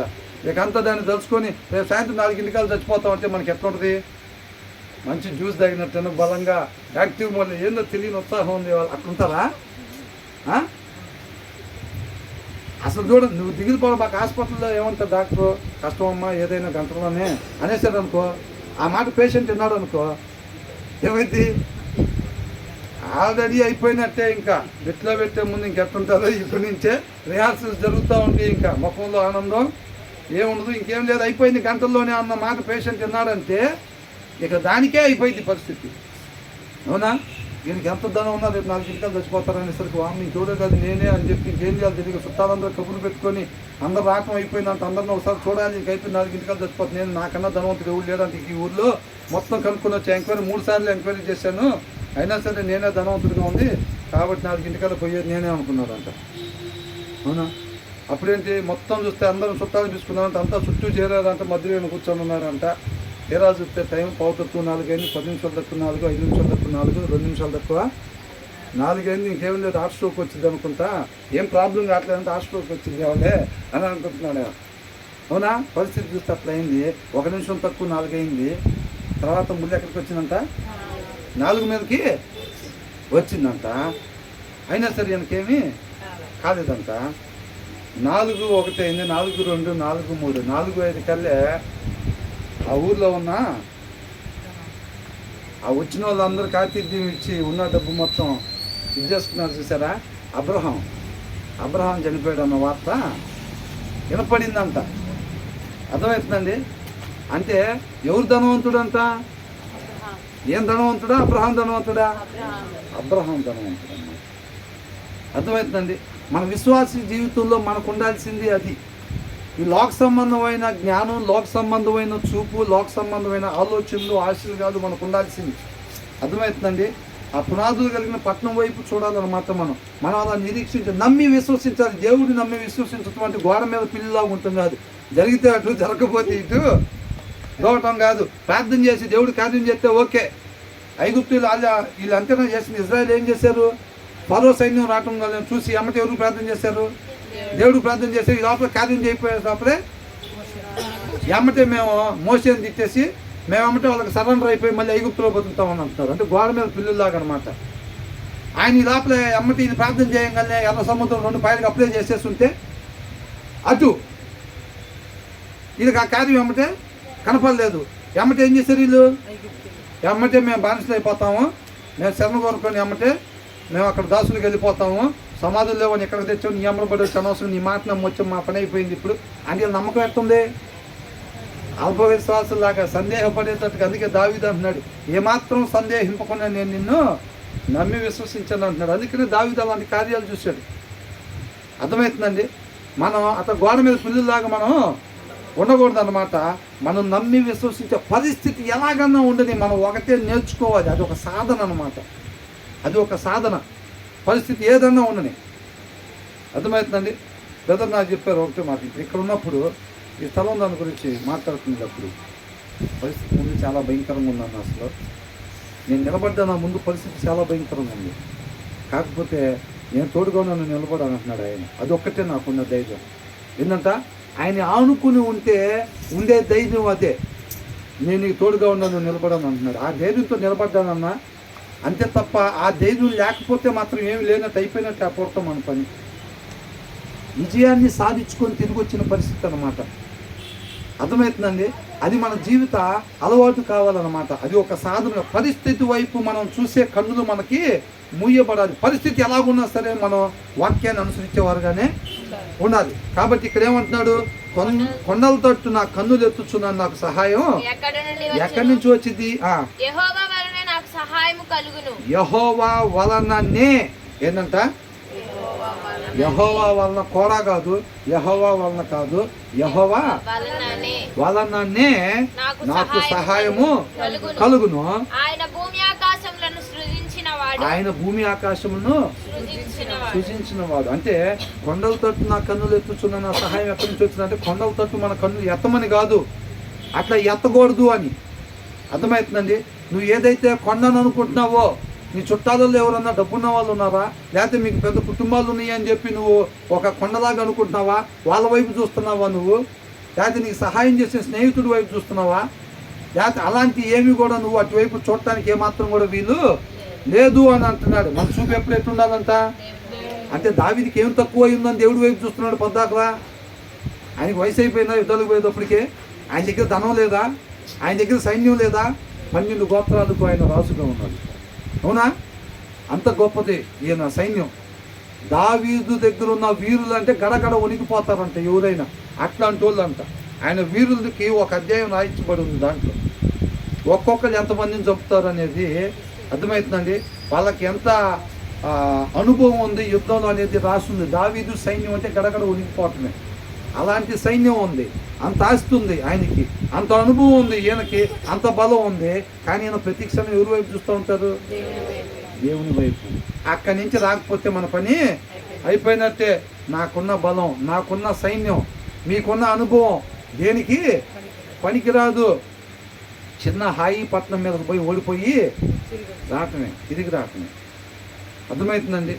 కాబట్టి మనకి ఏదో ఉంది, బలం ఉందని, ధనం ఉందని, లేకపోతే జ్ఞానం ఉందని, లేకపోతే బంధువర్గం ఉందని చెప్పి వాటి వైపు మన కన్నులు ఎత్తడానికి ఏమాత్రం కూడా వీల్లేదు. నీకు ఇష్టమైనది కావాలి దేవునికి. అదేనా? ఏంటంట? నీకు ఇష్టమైనది. మనం దేన్ని చూసి ఇష్టపడుతున్నాం? ఏది అందగా ఉందనుకుంటున్నాం? మనకి ప్రాబ్లం లేదని లోకంలో దేన్ని చూసి మనం అనుకుని ఉంటున్నామో, ధైర్యంగా ఉంటున్నామో, దేవుడు దాన్ని తీసేస్తాడు. దాన్ని తీసేస్తే ఎవరి వైపు తిరుగుతావు? ఖచ్చితంగా చూడాల్సిన వైపు తిరుగుతావు. ఎట్లయితే బాబాయిని చూసుకొని ధైర్యంగా ఉంటున్నావా, నీ బాబాయికి నీకు వ్యవహారం చెడేటట్టుకు ఎవరు చేస్తానంటున్నాడు? దేవుడు చేస్తాను. నీ అకౌంట్లో డబ్బులు చూసి ధైర్యంగా ఉంటున్నావా, ఆ డబ్బులు కొవ్వొత్తులా కరిగిపోయేటట్టు ఎవరు చేస్తానంటున్నాడు? దేవుడే చేస్తానంటున్నాడు. నీ బలాన్ని బట్టి ధైర్యంగా ఎవరు నా మీదకి వచ్చేది, ముగ్గురిని కొడతాను నేను కనీసం అనుకుంటున్నావా, ఆటోమేటిక్గా పెడతాడు షుగర్ నీకు. ఏంటంట? ముగ్గురిని కొడతాం కాదు, నువ్వు ఏడు నుంచి పనికాడి నుంచి ఇంటికాడకు పోవటానికే నీకు శక్తి చాలదు. మధ్య లేదో తింటా ఉండాలి. అర్థమవుతుందండి? నువ్వు దేన్ని చూసుకొని నువ్వు అండగా చూడాల్సిన వైపు కాకుండా నీ చూపు నా చూపు దేని వైపు అయితే చూస్తున్నామో ఆటోమేటిక్గా అది లేకుండా చేస్తాడు దేవుడు. ఎందుకని? కుళ్ళ ఈ లోకంలో మనుషులకి ఒకరి మీద ఒకరికి ఉండే కుళ్ళు లాంటిది అంటారా? మనం అట్లా ధైర్యం వాటిని చూసి ధైర్యంగా ఉంటాం. ఆయనకి ఇష్టం లేదా? వాటిని చూసి ధైర్యంగా ఉంటే రేపు మనం నిత్య నరకాగ్నిలో పోయే వాళ్ళం ఉంటాం. చూడాల్సిన వైపు మనం చూస్తే ఆయన మన నిత్య జీవంలోకి నడిపిస్తాడు. కాబట్టి అది ఉన్నంతసేపు మనం ఆయన వైపు చూడలేకపోతున్నాం. అర్థమవుతుందండి? మన యూత్ మీటింగ్లో జరిగిన సంఘటన ఇది రికార్డింగ్ దాంట్లో పెట్టండి, అందుకనే ధైర్యంగా చెప్తున్నాం. సూర్య బ్రదరు ఉన్నాడు ఆ రోజు, అవునా? వాళ్ళ పాప ఎలా ఉంటుంది? చక్కగా క్యూట్గా ఒక బొమ్మలాగా ఉండిద్ది. ఇదేమో వాక్యం జరుగుతూ ఉంది. వాళ్ళ పాప ఏమో అక్కడ నుంచుందంటే ఒక తండ్రిగా తలకాయ పక్కకి తిప్పుకోలేకపోతున్నాడు అసలు. ఏంటంట? ఆ ముఖంలో ఉన్న హావభావాలు, ఆ పాప చక్కగా క్యూట్నెస్, ఇటు వాక్యం వైపు తిరగలేకపోతున్నాడు మనిషి. అది తిరుగుతున్నాడు, మళ్ళీ అది చూస్తుంటే చక్కగా ఆడుకుంటుంది చిన్నపిల్ల, అవునా? మనకే చూస్తే కొంతసేపు అట్లా చూడాలనిపించి తట్టుకుంటుంది. ఇక తండ్రి కదా, బలం సరిపోవట్లేదు ఆయనకి. అర్థమవుతుందండి? బలం సరిపోవట్లేదు. అది బలవంతంగా తిప్పుకుంటున్నట్టుగా నాకు కనపడుతూనే ఉంది. నేను నుంచొని చెప్పేవాడికి తిప్పుకోలేకపోతున్నాడు, అంటే బలం సరిపోవట్లేదు అన్నమాట. మనకి ఎప్పుడైతే అది ఉన్నప్పుడు ఏమవుతుందంటే మనం చూడాల్సిన వైపు చూడటానికి మనం ఇష్టపడం. ఆయన మనం ప్రేమించేవాడు కాబట్టి మనం అలాగే ఈ లోక సంబంధమైన వాటి వైపు మనం చూసుకుని, ఆ కొండల వైపు చూసుకొని మనం ధైర్యం కలిగి ఉంటే రేపు నశించిపోతాం, నిత్య నరకాగ్నికి వెళ్ళిపోతాం. కాబట్టి ఆయన మనం ప్రేమించేవాడు కాబట్టి మన చూపు వాటి వైపుకి వెళ్ళకుండా, నువ్వు చూడాల్సిన వైపు చూడకుండా నువ్వు ఏదైతే నీ చూపును మరలిస్తూ ఉందో అది లేకుండా చేసి ఆయన మనకు సహాయం చేస్తూ ఉన్నాడు అన్నమాట. అర్థమవుతుందండి? అది అంటూ ఉన్నాడు. అందుకనే యెహోవా వలననే నాకు సహాయము కలుగును, ఆయన భూమి ఆకాశమును సృష్టించిన వాడు. నువ్వు ఎవరి వైపు చూస్తున్నావు? వాళ్ళు భూమి ఆకాశాన్ని తయారు చేశారా? నీ దగ్గర ఉన్న డబ్బు తయారు చేసిందా? నీ దగ్గర ఉన్న బలం తయారు చేసిందా? నువ్వు ఎవరైతే అండగా ఆయన నాకున్నాడే, నాకు ఇబ్బంది లేదు అనుకుంటున్నావో ఆయన వీటిని తయారు చేయగలుగుతాడా? కాబట్టి నీకు రక్షణ యెహోవా వద్ద నుంచి మాత్రమే వచ్చిద్ది. ఆయన సామాన్యుడు కాదు, భూమి ఆకాశములను సృజించిన వాడు అని అంటారు. తర్వాత ఆయన నీ పాదమును తొట్టిల్లనియడు, నిన్ను కాపాడువాడు కునుకడు. మీ బాబాయ్ ఏం చేస్తాడు? మంచిగా నిద్ర వస్తే ఫోన్ పక్కనే ఉంటుంది, ఫోన్ మోగుతూనే ఉంటుంది, ఆయన నిద్రపోతూనే ఉంటాడు. అర్థమవుతుందండి? ఒక్కొక్కసారి ఎట్లా ఉంటుంది, మనం గబక్కని సరుకులు కొని పిల్లలు ఆకలానంగా ఏం చేస్తాం, బిస్కెట్ ప్యాకెట్ డిమార్ట్లో నుంచి తీసి చింపేసి బిస్కెట్లు తిని ఆ ప్యాకెట్ తీసుకెళ్ళి బిల్డింగ్ అయిపోతాం అనుకుంటాం. ఆడపోతే ఫోన్పే పనిచేయదు, డబ్బులు ఉంటాయి అకౌంట్లో, అది పనిచేయదు. మొన్న పెట్రోల్ బంక్ దగ్గరికి వెళ్తే కూడా ఒక ఆయన స్కానింగ్ చేసాడు, ఈ దాంట్లో డబ్బులు కట్టని, వాళ్ళకి ఏమో రిసీవ్డ్ అని మెసేజ్ రాలేదు. నాకు అర్జెంట్ పని ఉంది, నేను వెళ్ళాలంటాడు ఈయన, వాళ్ళు ఏమో పోవటానికి లేదు అంటున్నారు. అకౌంట్లో డబ్బులు ఉన్నాయి ఆయన దగ్గర, పని జరుగుతుందా? పని జరగట్లేదు. ఎంత ఇబ్బంది పడుతున్నాడు. అట్లా వెళ్తాను ఉండదండి, మేము మా జీతంలోంచి కట్టుకోవాలంటున్నారు. ఏమో నా దగ్గర డబ్బులు కట్టే నువ్వు చూసుకునే బాబు, నేను అర్జెంట్ పని మీద పోవాలంటున్నారు. అట్లా వెళ్తానికి కుదరదండి అని అంటున్నారు. వాళ్ళు డబ్బులున్నా కానీ పనులు అవో. అర్థమవుతుందండి? కాబట్టి ఏమని అంటున్నాడు, వాళ్ళు మన పాదాలు ఆత్మీయంగా మన పాదాలు తొట్టిల్లకుండా వాళ్ళు కాపాడతారా? అవునా? శోధన ఎదురైన తర్వాత అక్కడ బాబాయ్లో డబ్బు అకౌంట్లో ఉంటుంది, అవునా? ఆ శోధన నుంచి ఆ డబ్బు మనల్ని కాపాడలేదు, బాబాయ్ మనల్ని కాపాడలేదు, మన కుటుంబాలు మనల్ని కాపాడలేవు. అంటే సంసోనికి లేరా కుటుంబాలు? లేవా సంసోనికి? బలం లేదా? దళేలా నుంచి తప్పించబడ్డా? లేదు, ఇరుక్కుపోయాడు అంతే. బలం లేక ఇరుక్కుపోయాడా? కాదు. చూడాల్సిన వైపు చూపు లేదు. అర్థమవుతుందండి? చూడాల్సిన వైపు చూపు లేకపోతే పడిపోయినట్టే. అదే చెప్తా ఉన్నాడు, ఆయన నీ పాదము త్రొట్టిల్లనీయడు. ఎవరు నీ పాదాన్ని ఆత్మీయంగా త్రొట్టిల్లనీయకుండా చూడగలుగుతారు? ఆయన వైపు చూడు, నీ కన్నులు ఆయన వైపు ఎత్తు. ఆయన్నే నీ ఆశ్రయదుర్గంగా పెట్టుకో అని అంటున్నాడు అనమాట దేవుడు. అర్థమవుతుందండి? దీన్ని చూసి ఆధారపడేవారుగా మనం ఉండకూడదు. ఏమీ లేదని చెప్పి ఏమీ లేని వాళ్ళకి ఎవరున్నాను అంటున్నాడు? నేనున్నాను అంటున్నాడు ఆయన. ఆయన ప్రత్యేకంగా ఎవరి కోసం ఉన్నాడంట? ఏమీ లేని వాళ్ళ కోసం. నిస్సహాయకులు అంటే వాళ్ళకి సహాయం చేసే వాళ్ళు ఎవరు లేరు ఇక్కడ. వాళ్ళ దగ్గర డబ్బు లేదు, కుటుంబాలు లేదు, పలుకుబడి లేదు, ఏమీ లేని వాళ్ళని ఏమంటారు? నిస్సహాయకులు అంటారు. వాళ్ళకి ఎవరున్నాను అంటున్నాడు? నేనున్నాను అంటున్నాడు దేవుడు. అర్థమైందండి? దేవుడు ఉంటే ఇంకేమేం కావాలి? దేవుడు ప్లస్ డబ్బు కావాలా? దేవుడు ప్లస్ పలుకుబడి కావాలా? దేవుడు ప్లస్ ఆరోగ్యం కూడా ఉండాలా? ఆ దేవుడు ఉండాలి. అట్ ద సేమ్ టైం ఆరోగ్యం కూడా ఉంటేనే మనకి కావాలా? దేవుడు ఒకడుంటే చాలు. ఆయన మనకి నిత్యం తోడుగా ఉండేది, మన ఆత్మీయ జీవితాన్ని నిలబెట్టేది, మనం త్రొట్టిల్లిపోకుండా ఉంచేది. అర్థమవుతుందండి? దావీదు పోయినసారి మన కీర్తన ఏం చూస్తున్నాం? నా కాలు జారినది అని నేను అనుకొనుచుండగా నీ కృప నన్ను కాపాడేను అని అంటున్నాడు. చాలామంది ఏమనుకుంటారు? అయిపోయింది నా పని, శోధనలో నేను పడిపోయేటట్టుగానే ఉన్నాను, మినుకు అంటూ ఉంటారు. వాక్యం లేకుండా ఆఫీసులు కాడ అటు పోయినప్పుడు ఒక్కొక్కసారి ఏమైంది? పడిపోయే పరిస్థితి వచ్చేసింది. అప్పుడు ఆ టైంలో గబిక్కం బైబుల్ చదువుకోవడానికి బైబుల్ ఏమి ఇంటికాడ బూజు పట్టుకుంటుంది. అలమారలో ఎట్లుంటుంది? అది బూజు పట్టుకుంటుంది. గబక్కనేది చదివి బలం తెచ్చుకోవడానికి కుదరదు. యువతలు చూస్తేనే ఏసేపు పడినట్టుగా మీద పడిపోతూ ఉంటారు. అవునా? ఏమైంది అప్పుడు? మొత్తం తేడా అయిపోయింది. నా దీపము ఏమైంది? ఆరిపోయింది, శుభ్రంగా ఆరిపోయింది అది. అవునా? కాబట్టి ముందే జాగ్రత్త పడాలి. అట్లా నువ్వు త్రొట్టిల్లకుండా ఉండాలి అని అంటే నీ పాదాన్ని కాపాడేది ఆయనే అని అంటున్నాడు. అర్థమవుతుందండి? ఫోన్ పేలు కాదు డబ్బు పని చేయకుండా ఉండటానికి, మీ చుట్టాలు కాదు ఫోన్లు ఎత్తకుండా ఉండటానికి నిన్ను కాపాడేవాడు కునుకడు అని అంటున్నాడు. తర్వాత ఏమంటున్నాడు? ఇశ్రాయేలును కాపాడువాడు కునుకడు నిద్రపోడు. అక్కడ హ్యాంగ్ అయిపోతాలు, పని చేయకుండా ఉంటాలు, ఫోన్లు ఎత్తపోతాలు ఇవి అక్కడ ఉండవు. నువ్వు నేను సందేహించకుండా విశ్వసిస్తే అక్కడి నుంచి ఇట్లాంటివి ఉండవు. ఖచ్చితంగా ఆయన త్రొట్టిల్లిపోకుండా కాపాడుతాడు. అటువైపు నువ్వు నేను కన్నులెత్తి చూడాలి అని అంటున్నాడు నిత్యం. అర్థమవుతుందండి? మన ఆశ్రయ దుర్గం ఆయనే కావాలి అని అంటున్నాడు. ఆ తర్వాత యెహోవాయే యెహోవా కాదంట, యెహోవాయే ఆయన మాత్రమే. యెహోవాయే నిన్ను కాపాడువాడు. నీడలేని మనిషి ఉంటాడా? అట్లుంటే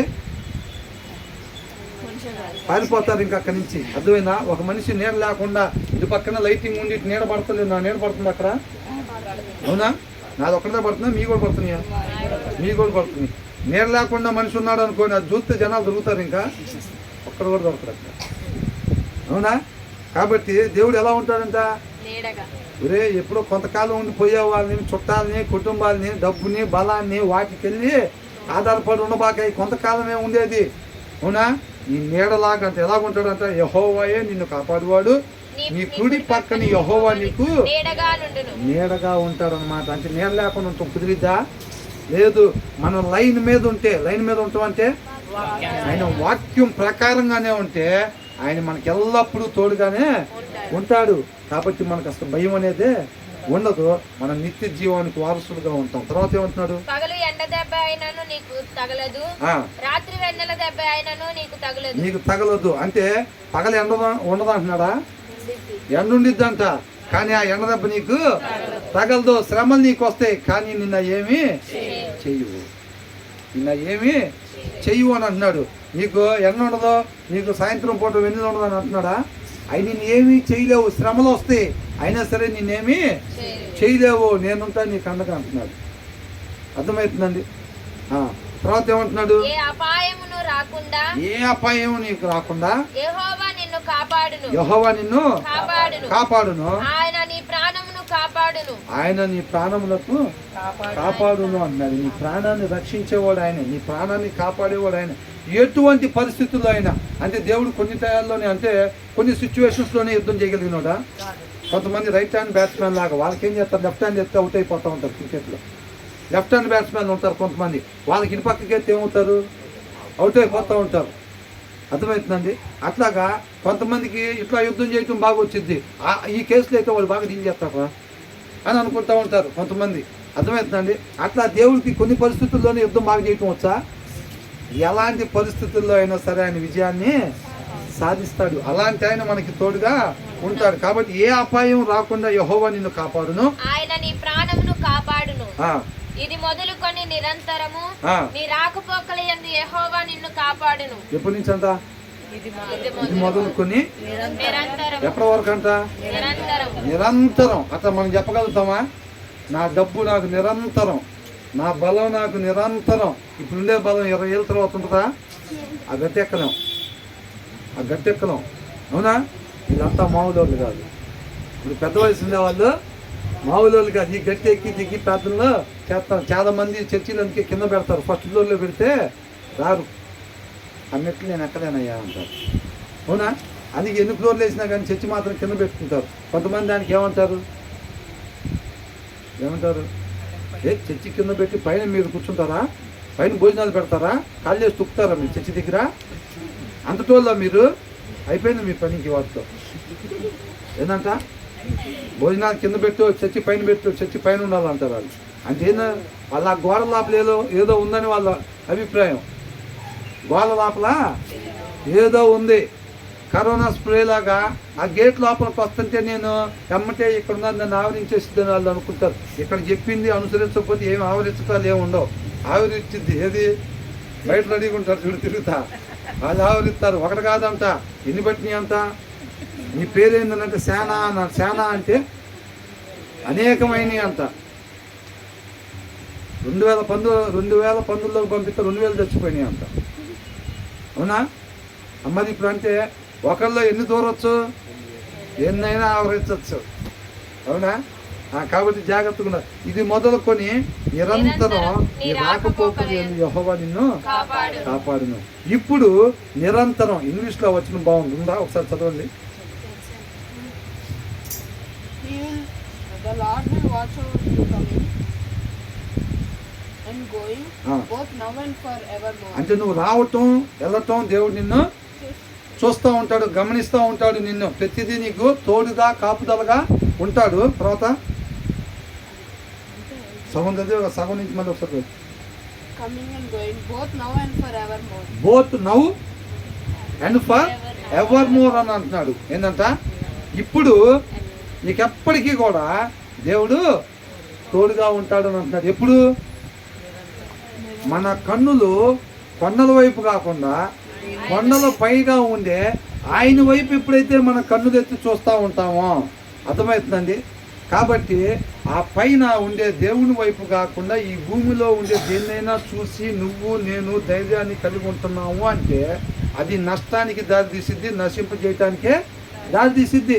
అది భార్య కావచ్చు, భర్త కావచ్చు.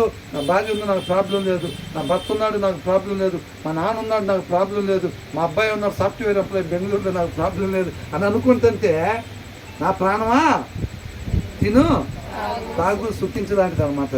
అది ఏ మాత్రం కూడా మనల్ని కాపాడలేవు. మన పాదం త్రొట్టిల్లకుండా అవి మనల్ని రక్షించేయి కాదనమాట. ఈ కొంతకాలం ఉండిపోయాయి.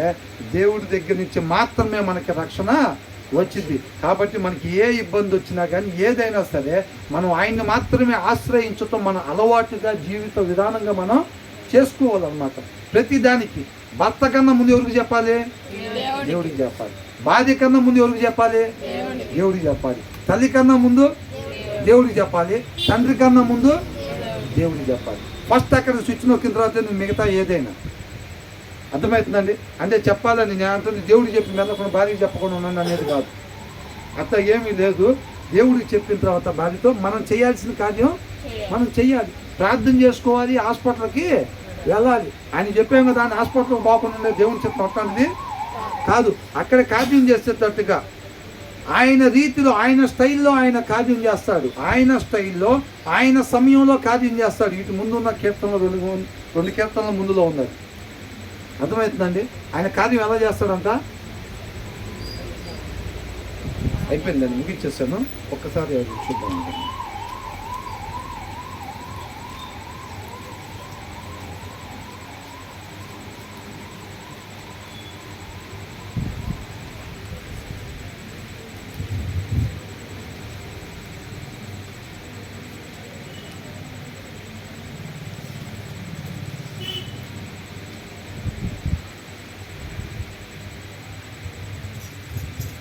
ఈ సమయం చాలా అయిపోయింది కాబట్టి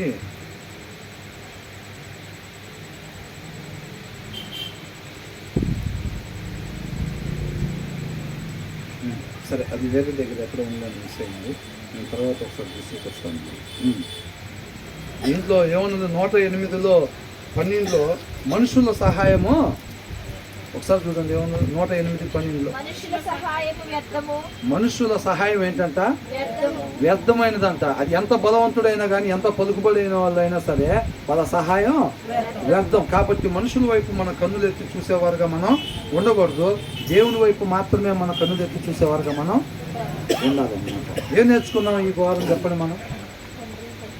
కొండల వైపు మన కన్ను ఎత్తకుండా దేవుని వైపు మన కన్ను కొండల వైపు అంటే మనుషుల వైపు, అది మనుషుల వైపు కావచ్చు, డబ్బు వైపు కావచ్చు, చుట్టాలు కావచ్చు, పలుకుబడి కావచ్చు, ఏదైనా సరే దేవుని వైపు కాకుండా మన మిగతా దేని వైపు అన్నా చూసి మనం ధైర్యాన్ని పొందుకుంటున్నామేమో, ఆశ్రయంగా మనం కలిగి ఉంటున్నామేమో, అది ఖచ్చితంగా నష్టానికే దారి తీసిద్ది అని అంటా ఉన్నాడు. దేవుని వైపు మాత్రమే మనం చూడాలి అని అంటున్నాడు. అప్పుడే ఆయన ఉన్నాడనే ఒక ధైర్యం మనం ఎప్పుడైతే సందేహించుకుని విశ్వసిస్తామో ఖచ్చితంగా దేవుడి కార్యాన్ని మనం చూస్తాం, పొందుకుంటాం. దేవుడికి మహిమ కలుగును గాక.